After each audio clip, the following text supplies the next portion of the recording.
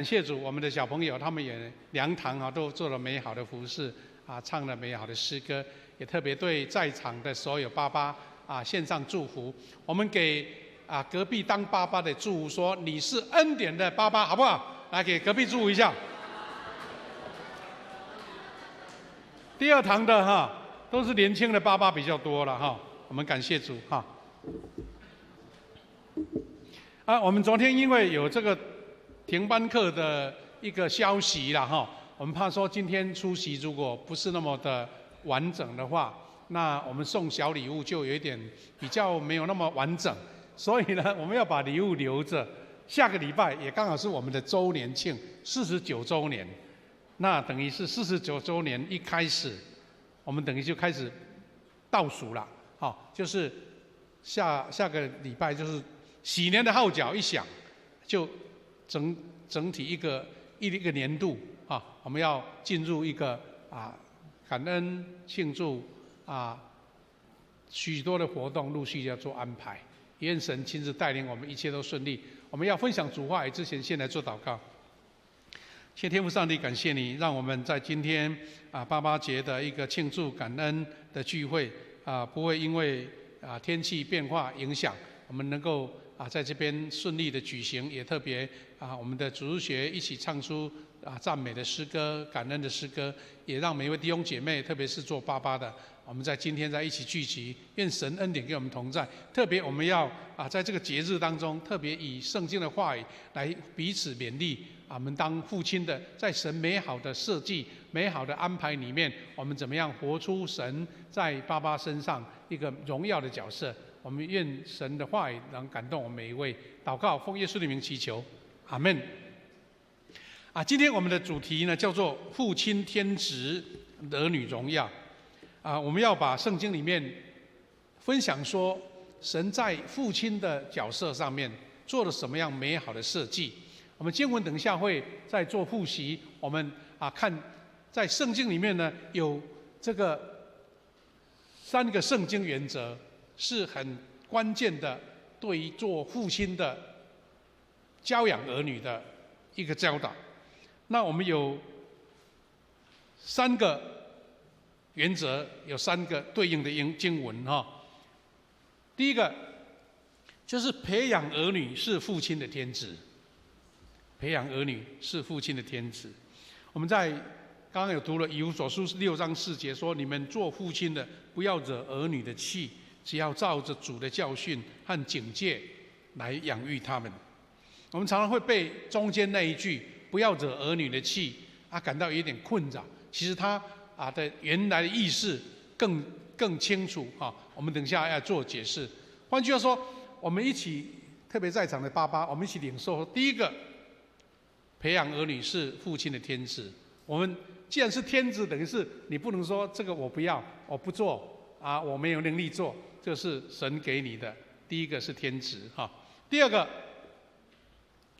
就是儿女们的自我形象。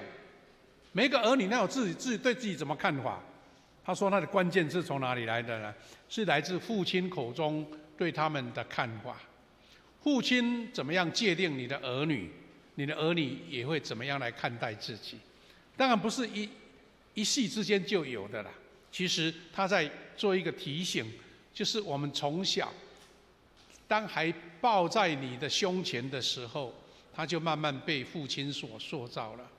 父亲的在家里面的一言一行，你的口气，你的说话，你对儿女的指导，都在关键于他们自我的形象。所以箴言17章6节这样告诉我们说，子孙为老人的冠冕，那父亲是儿女的荣耀。这个好像有点对应，对不对？前面这一句是子孙当主角，是老人的冠冕，但是第二句是父亲当主角，你要成为儿女的荣耀。那既然是儿女的荣耀，总不能说让儿女的口中对于这个老爸感觉没有什么印象，或是负面的。你要让儿女看见父亲是他们的荣耀，那这个是第二个重要的圣经原则。第一个，培养儿女是父亲的天职。第二个，儿女的自我形象是老爸口中所说的看法。老爸看出你是一个杰出的人物，你是一个最棒的儿子，他就会做最棒的给你看。但是你如果说你什么都不是，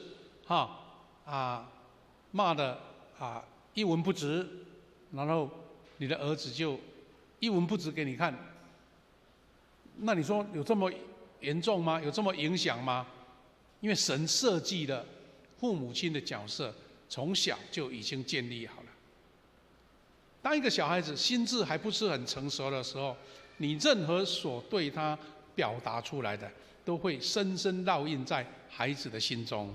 第三个，类似的他说，对儿女所说的话，将决定他或他的命运。对儿女说的话，你对他说了什么话，成为他们将来的命运的关键点。特别有一句经文来对照说，箴言18章21节，生死在舌头的泉下，喜爱他的必吃他所结的果子。换句话说，我们不要以为舌头随便说出一句什么话，不经意的话，没有经过大脑的话，情绪的话，它都变成有权柄的。所以他说，生死在舌头的泉下。所以你喜爱他，你是生呢，或是死呢？我们有一句话叫舌灿莲花，对不对？讲的让人家心中心花怒放。有的是口中吐出恶毒，所以我们才会认为说，为什么现在有什么言语霸凌，对不对？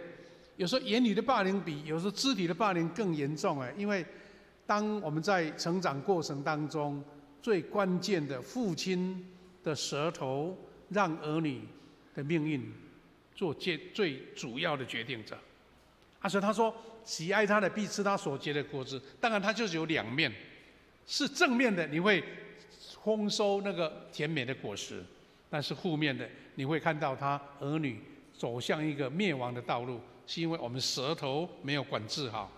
那从这三个关键的圣经原则，当然你也可以举出更多了。比如说，他这个是当父亲被神所塑造，这是三个主要任务。有一个小故事说，有一个人叫刘洋，他呢平常也很认真工作，有一个家庭也是蛮稳当的。但是当那孩子到青春期的时候，他隐隐约觉得好像有一点不对劲，因为孩子喜欢参加一些比较算是狂欢的聚会、party、夜店，甚至偶尔还听到说好像会接触那个大麻这一种毒品，他就觉得很难过，说我又没有对他们怎么样呢？为什么他们会这样？感到很伤痛。他就去问一位辅导，一位辅导教会的辅导。这位辅导呢，就简单问他一句话，说：“刘弟兄，上帝给你做父亲的角色，或是给你父亲的任务，你觉得你是什么角色？”这位弟兄他就很理直气壮说：“我很尽职啊，我很尽责啊。因为我认真去工作上班，领一份薪水，我把薪水就是最大的部分都带回家，然后交给太太，由太太来照顾孩子。”他说：“我做的比我爸爸好多了。”就是这一句话，他觉得我已经做得够好了。但是这位教会的辅导就开始跟他分析，原来这位叫做刘洋弟兄呢，他的爸爸以前是比较负面的教导，所以他一直想要挣脱以前爸爸给他不好的影响，所以他认为我只要尽责，我努力工作上班，把钱带回家，让太太好好来养育孩子，那就尽了我最好的责任。但是这位辅导跟他讲说，其实呢，如果从1分到100分，你的爸爸教导你的方式其实是负分的、负50的，因为给你可能有一些成长的伤害，所以你想要摆脱它，所以你就用自己最尽最大的本分赚钱养家。好了，我任务达成了。但是这位辅导跟他讲说，其实你不是加分的，你是把它回归到平衡的0分，等于还没开始，你只进到最基本的，你爸爸的角色还没有加分。哇，让这位留洋弟兄呢感到哇很大的震撼。那这个话的意思就是说，我们常常在上一代父亲的角色很认真、很打拼，但是可能一些观念是错误的，让孩子觉得说我要摆脱，但是没有真正达到上帝给父亲最美好的角色。所以弟兄姐妹，我们在这些经文当中，我们要一起来发掘上帝所赋予父亲的角色最美好的角色是什么？不是尽责而已哦。我们常常会看到说，在一个家里面都习惯的定位就是定位的这个刻板印象是男主外女主内爸爸扮黑脸，妈妈扮白脸这样子。只要3餐有得吃，那就是已经非常好了。不过，圣经上帝的话不止如此。我们常熟悉的一段经文是马拉基书4章第6节，他说：“他必使父亲的心转向儿女，儿女的心转向父亲，免得我来诅咒遍地。”这句经文我们熟读圣经的人都知道，这一句话就是整个旧约圣经的最后一节。读完了就变新约了。那这句话给我们什么样的启发呢？上帝要马拉基这个先知对世人的宣告是说：我如果不会来诅咒遍地，最优先的是你们儿女要转向父亲，父亲转向儿女。或者说，一个家庭的美好是我不诅咒这个地的前提优先。他没有讲其他的，竟然是儿女跟父亲，父亲跟儿女。那这个是什么意思呢？神要重新恢复家的荣耀，神要恢复家的荣美，这个也是上帝差遣弥赛亚主耶稣来到世上最重要的目的。主耶稣来要救赎我们，但是他是要让我们的家成为一个幸福的出口，这是圣经的设计。神的计划永远是救赎啦。他从亚当夏娃得罪了神以后，他这个救赎的一贯的一个真理一直存在，等于是想要把丢失的或被偷去的把它买回来。换句话说，从马拉基书我们可以得到一个非常重要的信息，就是当一位父亲他愿意谦卑的走到主耶稣面前，主耶稣要他做什么？他不是叫你去做多少伟大的工作，他优先叫你是心转向自己的儿女。意思说，很多重要的工作，对不对？传福音也好，服事也好，努力赚钱也好，养家也好，这个都很重要。但是转向儿女是重中之重，优先的优先。那神为什么要这样设计呢？因为神就是要让这个家成为神在世上上帝国呈现的最主要的一个核心。所以我们必须要被重新塑造。我们在这个社会上有很多的资讯在提醒我们，在教导我们，但是我们应该是让圣经来给我们一个优先次序。重塑什么呢？除非我们从神的话语中得到提升，从话语里面得到滋养，从神的话语得到一个承先启后，或是说优先次序，不然呢，我们就会误打误撞，重复以往错误的教养方式。我们可以说，一个与父亲没有亲密关系的孩子呢，他在生活在世风日下的社会，是一个悲剧。你不要以为一个孩子到外面，他被社会的习俗所影响，他是会往好的方向走，不坏就已经不错了。但是最关键的拉提点就是父亲跟儿女有美好的关系。它是一个非常美好的保护壳，它是一个非常棒的、最好的防护装置，也可以算是说，在这个什么传染疾病一大堆的时候，你是最好的抗体。父亲跟儿女最美好的亲密关系，如果没有，在这个社会是一个大悲剧。其实我们都可以看见，这个社会很多社会的事件，它可能产生一些让人家很难过的一个不好的事件，你追根究底，是因为犯罪的人或是做错事的人，他可能跟家人的关系不好，或是跟父亲的关系不好。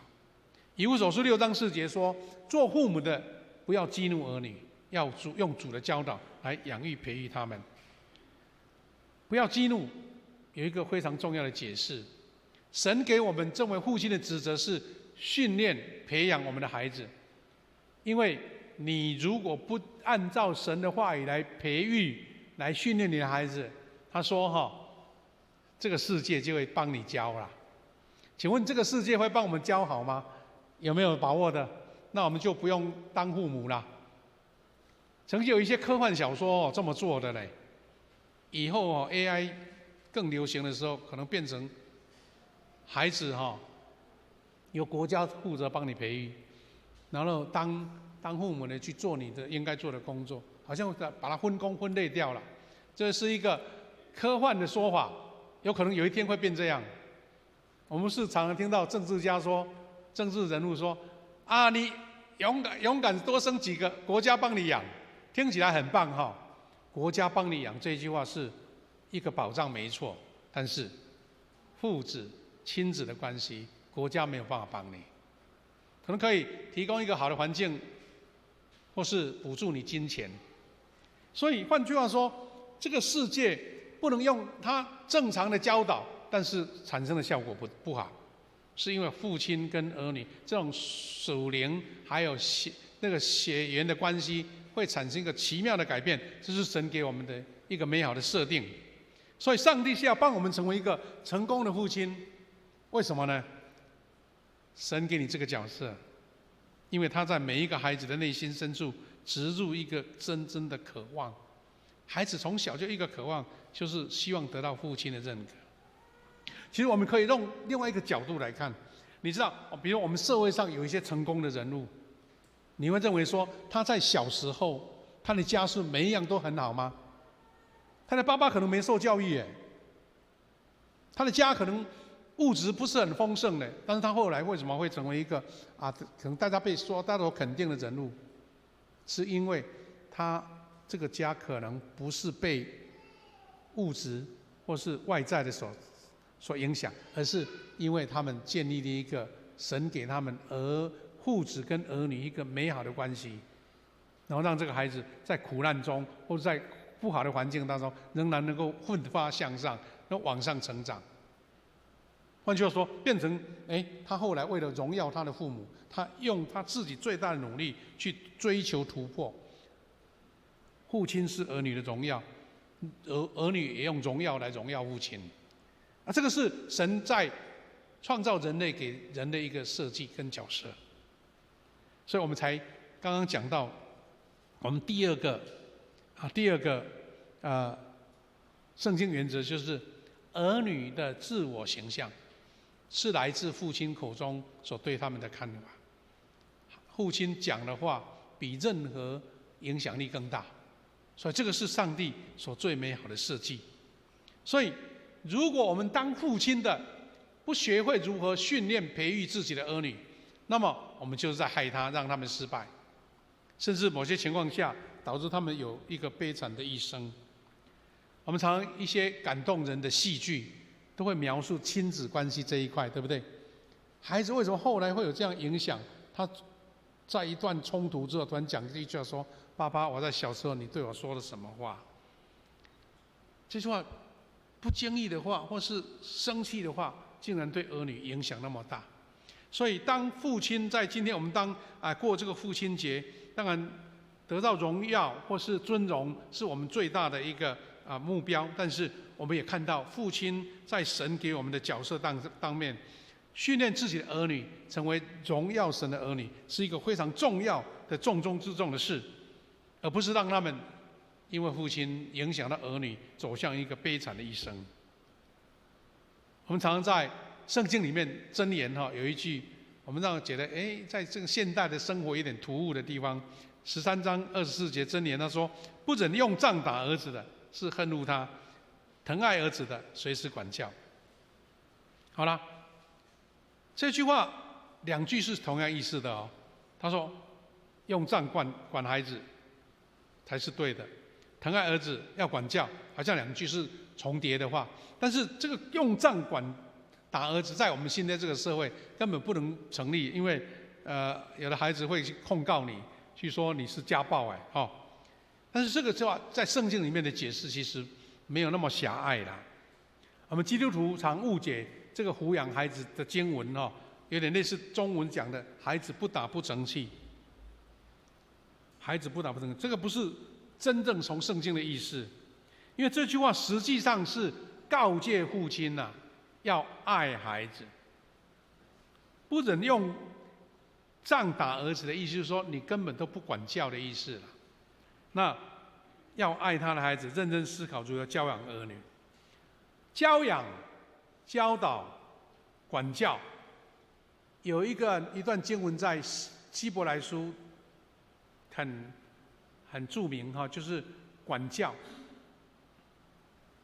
希伯来书12章有一句管教，这支管教在希腊的单词里面叫 pedouo，pedouo 的意思跟我们今天读的经文以弗所书6章4节那个教导、管教大概是同义思。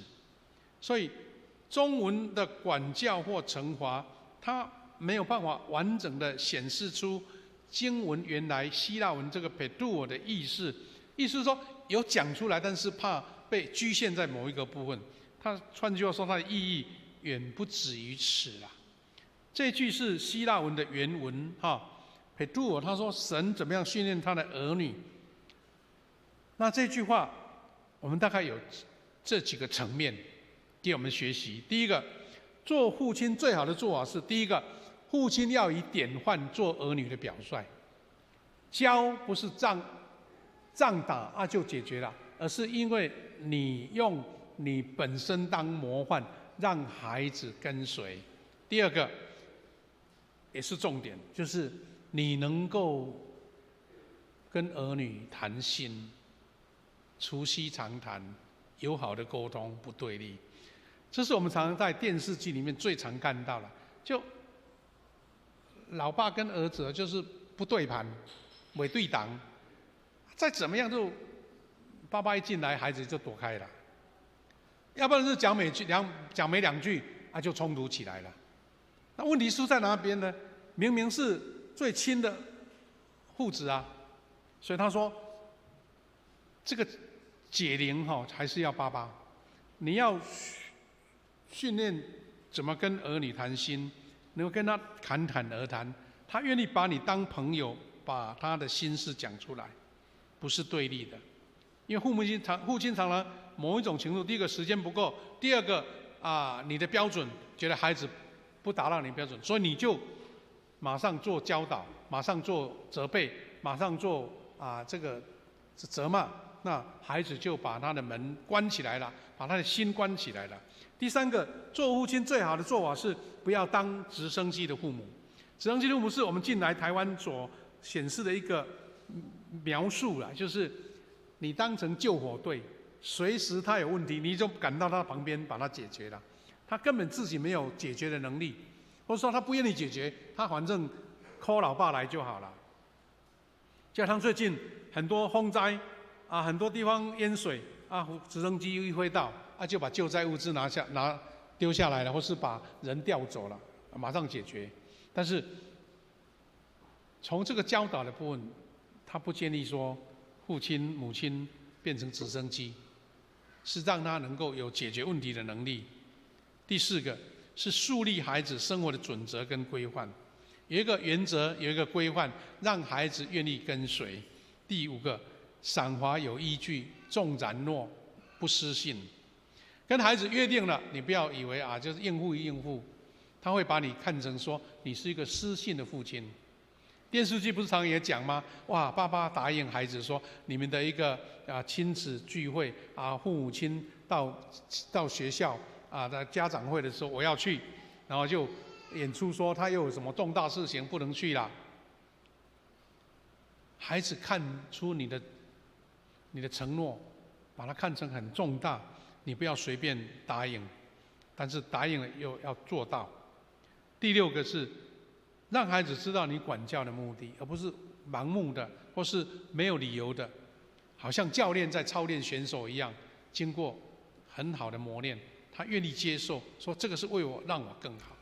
这个礼拜我们台南在举办一个世界杯的那个儿童的小朋友的棒球赛U12，看到我们台湾的孩子哇，个个有大将之风哎，在遇到很大的竞争的时候还能够沉稳，那个动作很扎实虽然今天听说要打第3名没有办法打冠军，但是看到孩子呢表现出他们的训练的优秀的角色，是因为平常是有扎实的训练，才有办法在很多危险当中、危机当中，或是一些失分的当中，能够守住。就像孩子，他愿意觉得他有更好的自己，他愿意接受磨练一样。所以我们在座的弟兄，我们的爸爸，塑造孩子的品格，是圣经教养孩子最重要的一环。塑造他的品格，这个品格不是请人家帮忙，而是需要父亲自己来。所以训练指导，在刚刚我们读的希腊语中，就是培养的意思，就是塑造品格的意思，塑造性格的意思。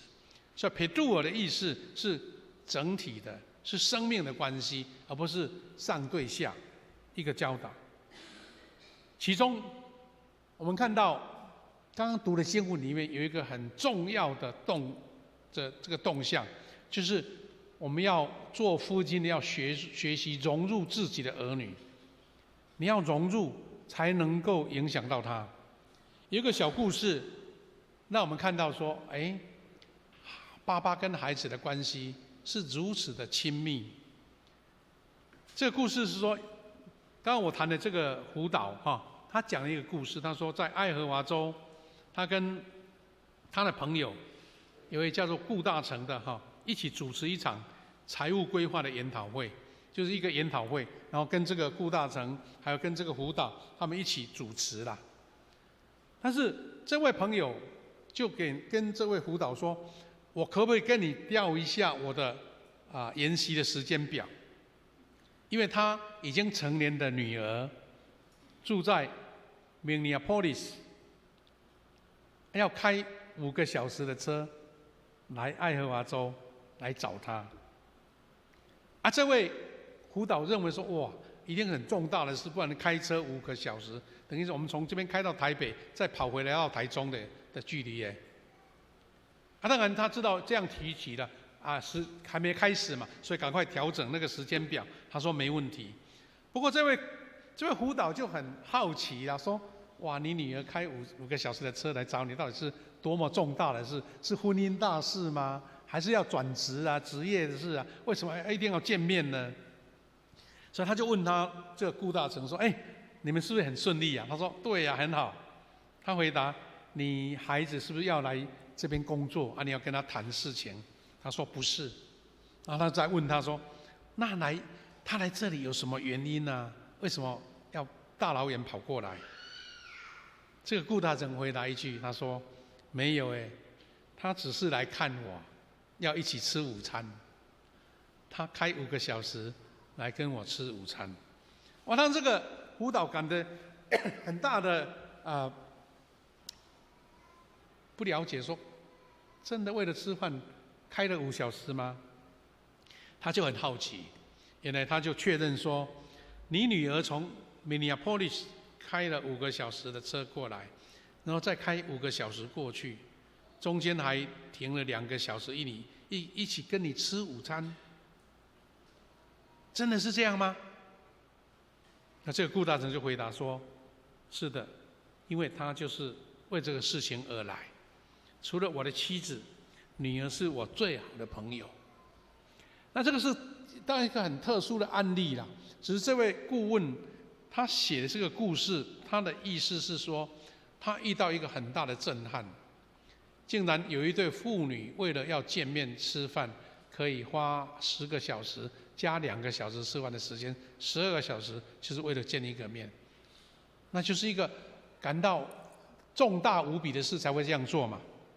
所以给这位顾问一个很大的全新的概念，说，跟他谈了5分钟的话，就是跟这个顾大成讲这5分钟的话，他开始一个反省说：上帝啊，你教导我用什么方式能够跟孩子建立这么好的关系，愿意花5个小时开车来跟爸爸见面。那个关系让人家感觉，哇，他们父女一定是神所祝福的，因为他们觉得这个见面比任何花时间还更重要。所以箴言17章6节的 B 第2段说，父亲是儿女的荣耀。他的荣耀是什么意思呢？关键是因为他愿意花时间跟儿女在一起。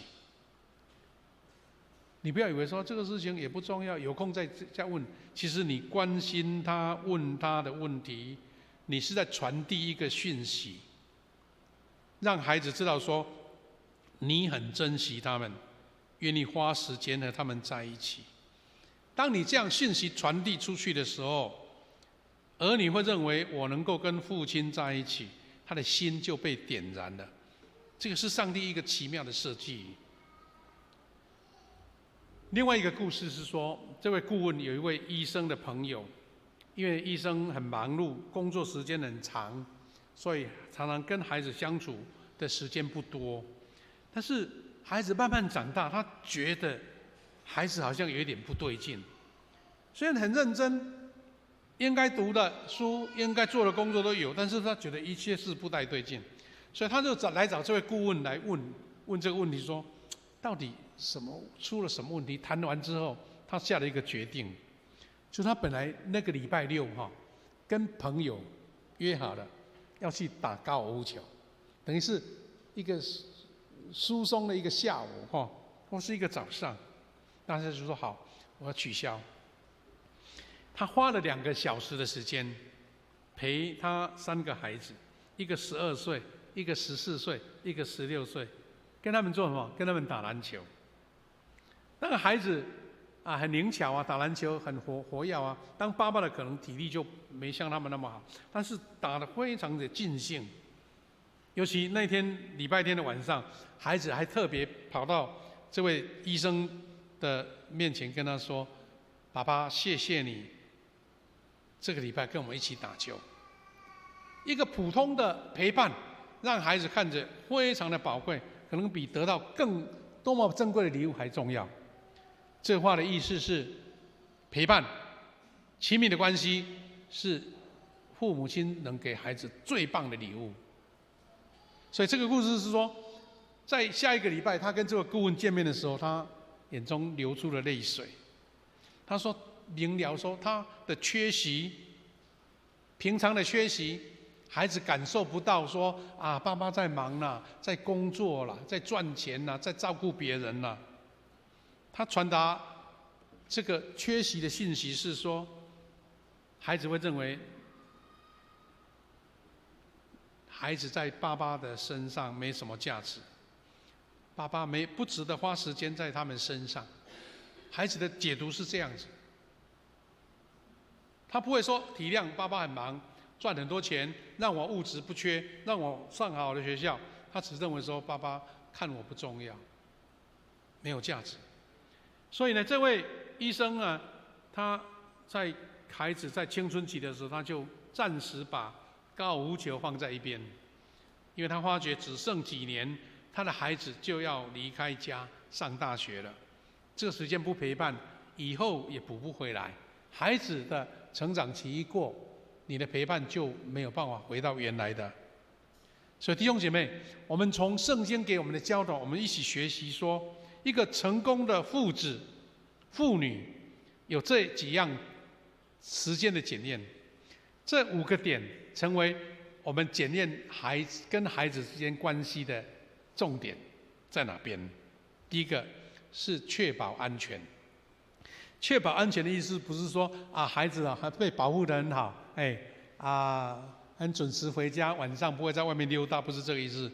你是要让孩子必须知道，他或他，男生或女生都可以分享任何内容给你，而且你不会听没两句就批评或是生气。是孩子讲不出，还讲了半句，你就知道要讲什么。开始教导，开始指责，开始骂了。他说：“你要沉得住气，让孩子觉得我跟爸爸讲的话是很安全的。我要好坏都讲出来，因为孩子其实是要得到父母亲的认定，然后愿意听父亲的意见。当你直接把他否定的时候，他就不愿意讲了。第二个，我们要学会提问。当父亲的总是以权威的口气，其实了解他们内心想什么，了解才能融入他们。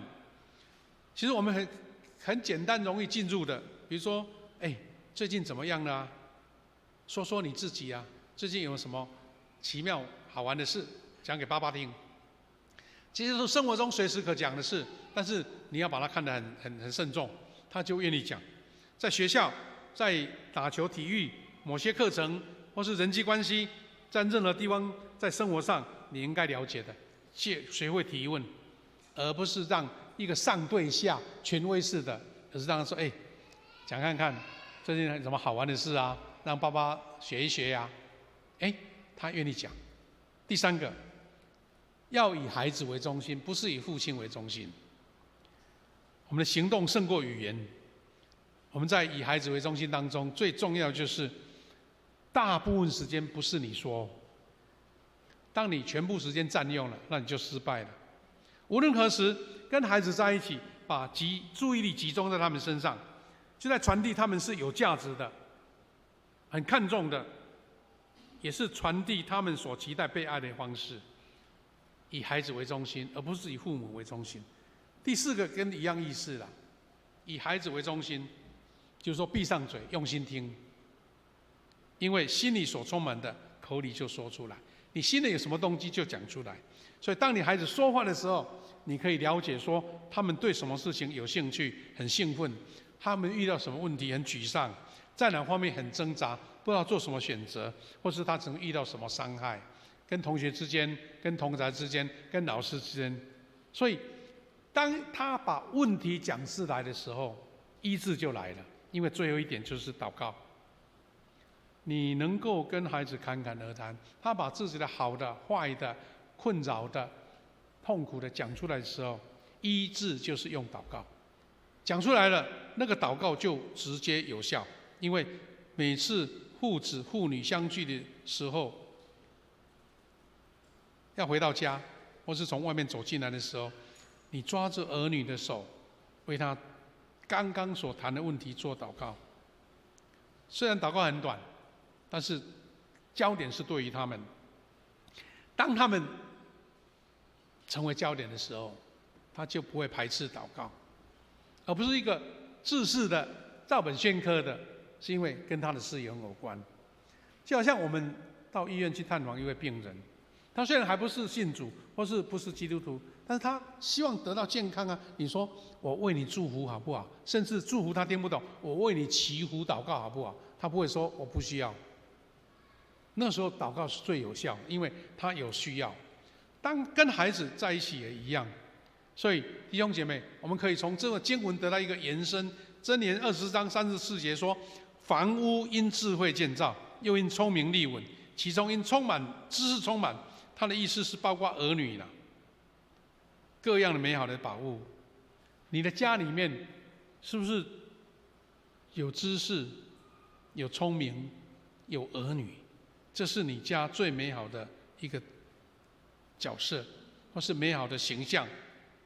所以在今天的父亲节，牧师期待说，我们每一个父亲有一个很重要的思考是：进入孩子的生活意味着什么？跟孩子单独相处。这个财宝最重要，是因为你跟他有单独的相处的关系。我们最容易犯这种错误，说疏忽掉。比如说我们一个家天天见面，对不对？我们不要说那种朝九晚五父亲跟孩子都不能见面，我们在一起，但是见面并不能表示你们的关系很亲密。可能一回家就指责孩子，骂这个，衣服没弄好，就没有沟通的机会。精心时刻的意思是，不只是见面，而是你们有深入的交谈。所以，跟父亲独处的时间是一种巩固关系的模式。学习跟孩子有更深层次的交流需要时间，但是这个投资就像我们在投资一些资产一样，会有高红利的回报。我期待说，我们在座弟兄姐妹，你就孩子还在小学或是进入国高中的时候，用这个方式试看看，因为这个是经过研究觉得最有效果的。花时间，你后来你的孩子的成长，你就不会觉得很辛苦。我们读的经文刚刚读的第一段经文说，《申命记》6章5到7节，他说：“你们要全心、全情、全力爱主你们的上帝。今天我们向你们颁布的诫命，你们要放在心里。”跟刚刚我们读的爱的诫命其实是一体的两面。同样这段话，他说但是全心、全情、全力爱主。为什么他讲得那么严肃？他说要颁布的诫命要放在心里，而且第7节说还要殷勤教导你的儿女，或在家或外出休息或工作，要不断的温习这个诫命。竟然是全心全情全力爱主。他没有讲说第1点要做什么，第2点做什么，第3点什么。这个意思是说，所有的诫命最重大的是什么？就是关系，亲密的关系。爱主爱神，跟孩子相聚相爱，这个是最优先的事。所以呢，《申命记》6章5到7节给我们的提示是什么？神的话语来打动儿女，他自己先被触动。你先有爱神爱主的心，你这个爱孩子的心就出来了。所以先被触动，圣经的真理烙印在我们的生命中，你才能够影响儿女。换句话说，做父母的，你要先被神所感动，神的话语所陶冶，然后你才能够将这样的话语传递给儿女。当父母用心了解儿女的生命中正在发生什么事情的时候，就是最好的机会。这什么意思呢？就当孩子他有状况的时候，你介入关心，那是最容易得到他的心的。就好像人家有困难，你走到旁边说：“要帮我什么忙？”一个阿嬷要过马路，怕走不动，你到旁边牵着她的手走过去，她觉得这个是最美好的时刻，因为她是最需要你的时候。我们传福音也是一样哦，你平常跟他讲福音，他不听，但是当有困难的时候，你讲的时候，他听得下去。有一个错误的教导就是说，父母常把基督生活当作教条，人家教会叫你这样，你要做，但是根本没有生命。这个是错误的，叫孩子要守，但是自己都没有做。所以正确的是什么？神从刚刚《申命记》的第6章讲的话是：神以建立关系为最重点、最优先。所以说爱我，神说你要爱我，然后把爱我这个心教导你的儿女。所以我们不是建立一大多的规条要怎么守哦，而是爱。当爱在你的家充满的时候，很多事情就不用教导了，他就学到了。所以神告诉我们要将这个重要的命令当起点，我们把它传给儿女，告诉他们爱上帝，建立这个模式，经常告诉他们如何与神同行，上帝教导你什么。换句话说，当父母亲跟神的关系更密切的时候，你也能够帮这样的关系传达到你的儿女。最后我们要一起学习的是说，从刚刚3个圣经原则，这个结论是什么呢？结论就是榜样。榜样是最有效的教育方式。儿女需要看见你如何活出所想要的教导的真理。愿天下所有的父亲，在这个父亲节的时候，你得到最美好的礼物是，你跟你的儿女建立一个非常棒的关系。有的父亲跟孩子打成一片，一起玩乐，一起度假，一起吃东西，好像一个兄弟一样啊，大家也无话不说。我觉得这个是神所最美好的祝福的家庭。但是通常这个起始点、开启的点是爸爸要先做，没有孩子帮你营造这个气氛的，是父亲营造的。愿神赐福给每一位父亲，因为培育儿女是父亲的天职，而且记得父亲是儿女的荣耀。你配得荣耀吗？